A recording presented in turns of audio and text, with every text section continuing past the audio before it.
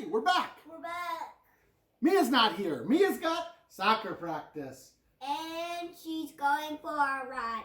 She's got so much going on. She's just an overachiever, it seems like, which is great because today's story is about a couple overachievers in Jesus' midst. Not really. There's an interesting thing happening in today's story where Jesus is dealing with something that's happening amongst his disciples. It's not too uncommon. So, Harvey and I are going to tell you the story using our action figures. So, go team. The toys are broken down.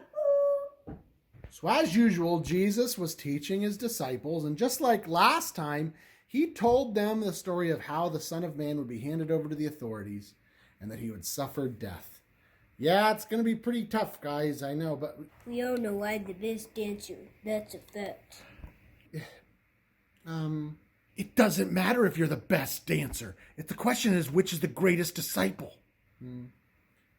Best dancer or greatest disciple. That's me. I'm both of those things. Excuse me.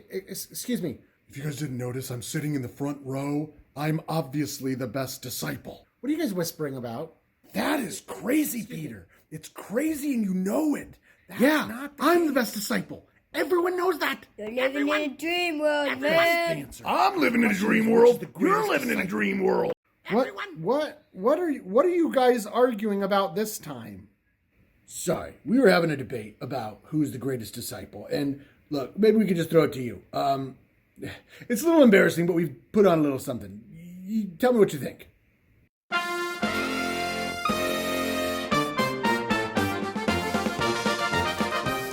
Who's gonna be your favorite disciple? Yeah! Hi, welcome everybody to the Greatest Disciple Pageant. We have a lot of great options tonight. We hope you're ready, Jesus. First up, it's Thomas. Oh,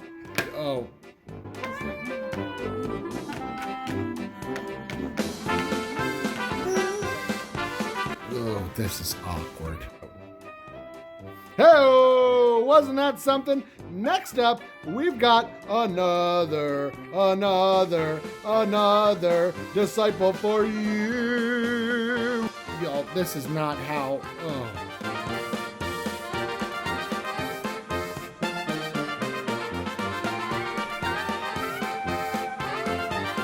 I can stand like this on my head for many hours. Have you ever seen a cartwheel? Man.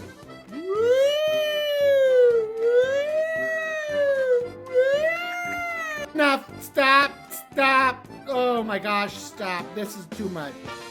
You didn't get to see my act, but that's okay. But who's it going to be? We were just talking, I guess, yeah, that was what we were doing. We were arguing over who's the greatest disciple. Is that...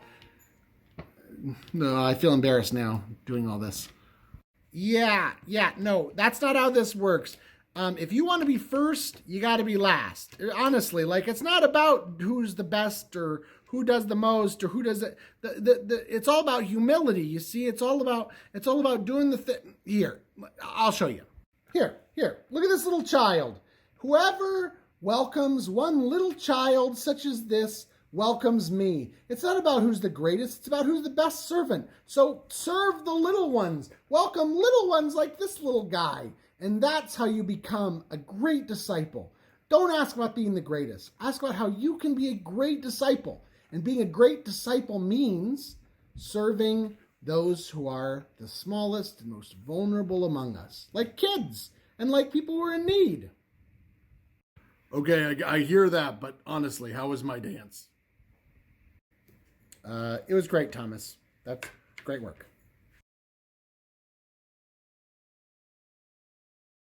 That's what happened. Yeah. That's what happened, basically. The pageant didn't happen.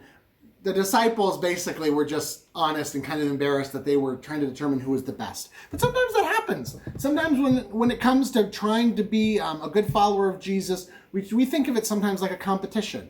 We can fall into the trap of thinking if we don't do X, Y, or Z, then we're not going to do good enough for Jesus. Well, that's not really the point. And he used the example of saying, don't argue about that. Here, look, there's a little one here. And he had a little child and said, if you welcome a child like this, you welcome me.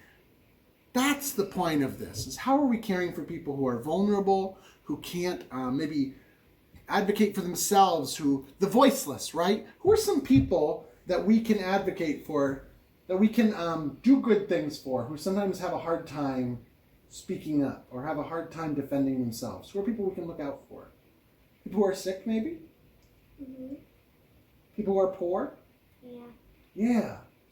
People who are treated unfairly? Mm-hmm. That's a great one, right?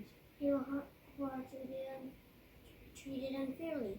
Yeah, because sometimes we don't hear their words because they're being treated unfairly, and sometimes it's unjust and it's wrong, and we can advocate for them. And when we welcome them and care for them, we're caring for Jesus, because Jesus is saying, look to the smallest, look to the lowly, look to people who are vulnerable, look to people on the margins of society and welcome them, care for them, look out for them. And that's a way that you can be a great disciple. Does it matter about who's the greatest disciple? No. It doesn't matter who's the greatest person in the world. No. It matters that you do great things to care for people, right? Right. Don't try to be the greatest disciple. Just try to be a great. Good person. Yeah, a great disciple. A good person who looks out for their neighbors. Well done. Well said.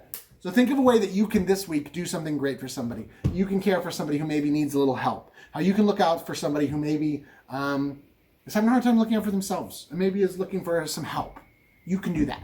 You can advocate for them and help them. All right? Go team. Go team. Bye. Bye. See you next week. Yes.